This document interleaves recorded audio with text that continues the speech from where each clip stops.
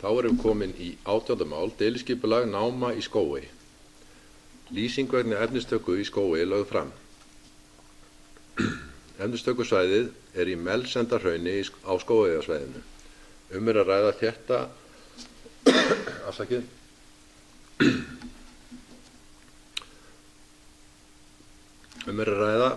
þétta jökulsorfna klöpp eða hvalbak sem rís ég er aðeins að byrja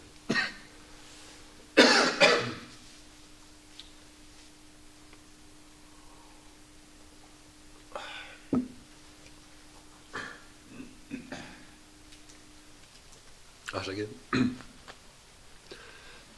smá hálfbóka þarna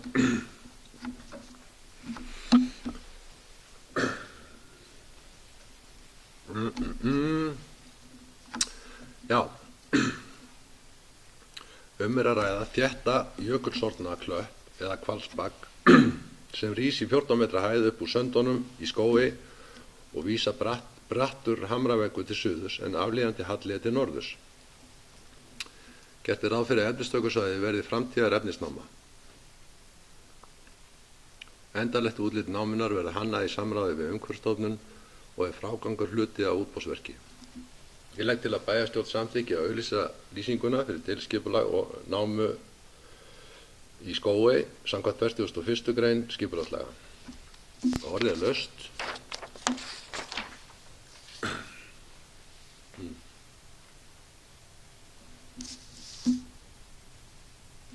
Já. Kannski biðið Sæmundur að fá að skipta aðeins við mig hérna, næ röddin aftur í samband.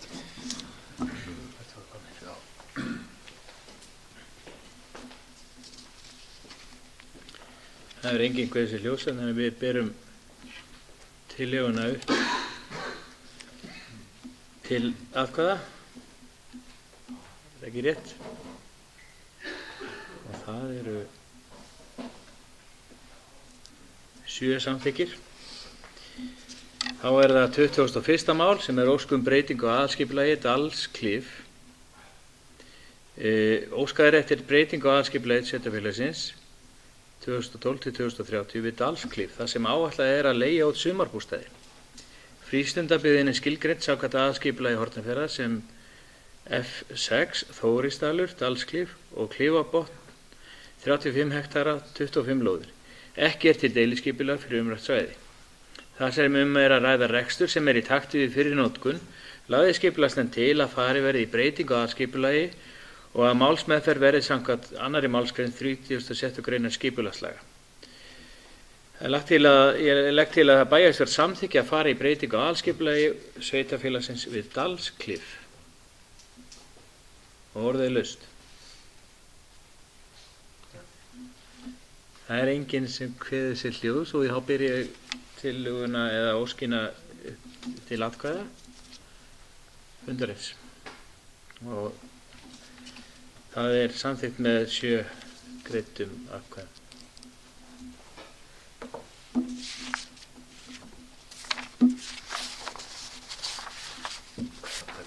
Já.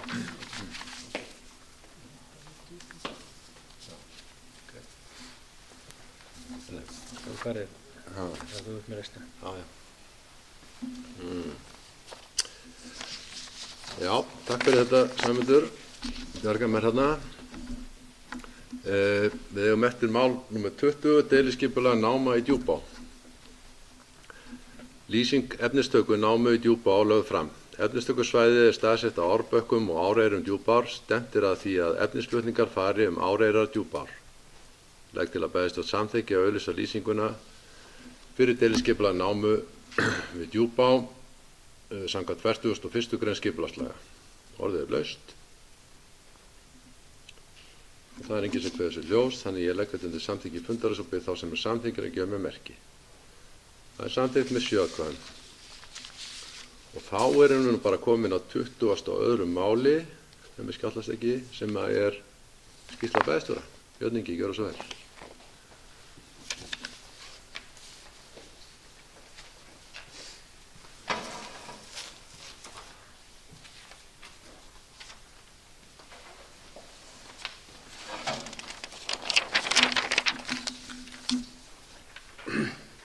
Forseti, góðir bæjarfulltrúar.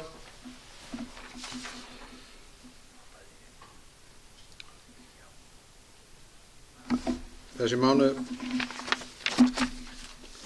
mánuður hefur mikið farið þegar ég horfði yfir dagbókina, þá hefur hann mikið farið í samtöl og viðræður við einstaklinga þeirra einkamál og ég hef svo sem ekki farið nýtt ofan í þau í þessari skýrslu minni og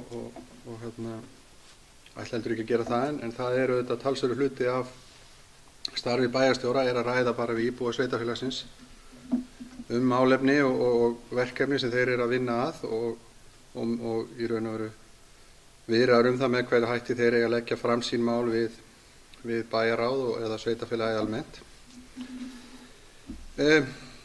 Síðan hefur verið töluverð vinna í undirbúning vegna ljósleiðaravæðinga í Nesjum og Mýrum og nú er verið að leggja lokahönd á að klára þessa hönnunarvinnu og útfærslu með hvað hættum þessa tenging að fara fram og þess háttar. En enn og aftur verð ég að standa hér í pontu og lýsa því yfir að þáttaka íbúa í þessum tveimur stöðum er ekki í samræmi við þær væntingar sem ég held að enginn okkar í bæjarstjórn hafi gert. Núna er staðan svo að við erum komið með 54 umsóknir eða 54 staðfestar yfirlýsingar þátttöku í þessu verkefni af 122. Þetta er þrátt fyrir að búið sé halda íbúafund, það er búið að auglýsa þetta í þrígangi í Eystrahorni, það er búið að hringja í fullt af fólki og ræða við það. En þannig að við auðvitað þurfum að ræða þetta í bæjarráði þegar að núna eftir helgi væntanlega að í raun og veru erum við ekki ennþá á þeirri línu að halda þessu áfram en þetta hefur auðvitað verulega áhrif á, ef að þetta verður niðurstaðan, þá hefur þetta verulega áhrif á þann styrk sem við sveitarfélagi fær til þess að klára þetta verkefni. Og ég vil því enn og aftur hvetja fólk til þess að setja sig í sambandi við afgreiðslu sveitarfélagsins og fylla þar út viðeigandi eyðublað það að það vilji taka á móti ljósleiðara í þessu verkefni okkar. Því ég held að hér sé alveg gífurlega mikið byggða þróunarverkefni að ræða sem að eykur lífsgæði og möguleika þessara sveita alveg óbúslega mikið og það er það allan að reynslan bæði í Öræfum og Suðursveit. Síðan fór ég ásamt bæjarfulltrúanum Ásgerði Gylfadóttur og Matthildi Ásmundardóttur, framkvæmdastjóra á HSU og Hornafirði til fundar við heilbrigðisráðherra. Mjög góður fundur að mörgu leyti og á þeim fundi fórum við vel yfir málefni heilbrigðisstofnunar HSU og Hornafirði og náttúrulega sérstaklega það verkefni að tryggja fjármuni frá ríkinu til þess að hægt væri að byggja sem nýtt hjúkrunarheimili. Og við kynntum fyrir ráðherra frumgögn að nýju hjúkrunarheimili og kostnaðaráætlun í tengslum við það og þau frumgögn að sjálfsögðu gera ráð fyrir því að breytingar á núverandi hjúkrunarheimili yfir í stóðrými og þjónusturými við nýtt hjúkrunarheimili.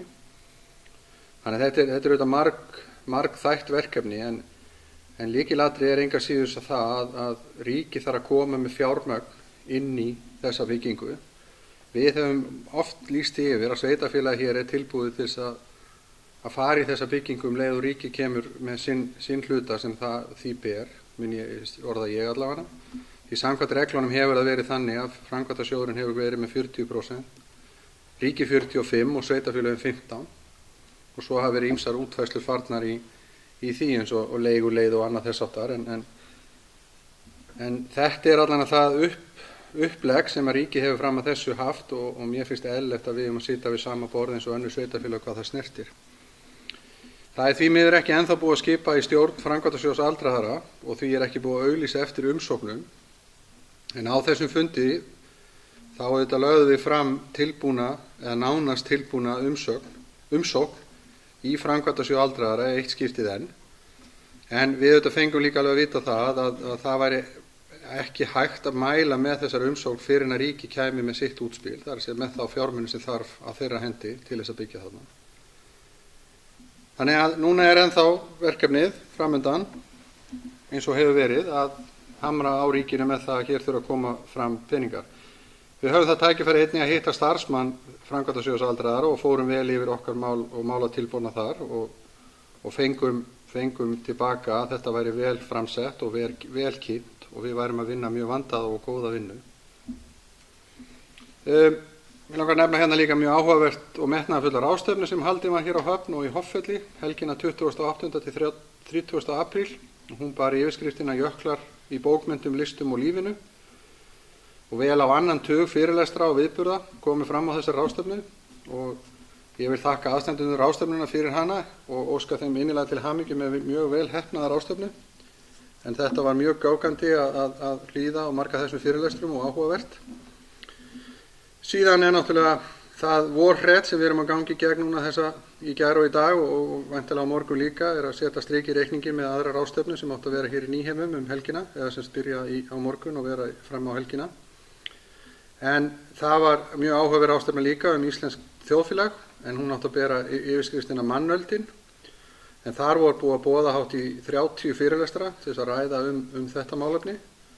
En ég skilst allavega að þessi ráðstefna verði væntanlega sett á dagskrá aftur með haustinu. Þá vonandi áður en að við fáum haustfréttin. Takk fyrir.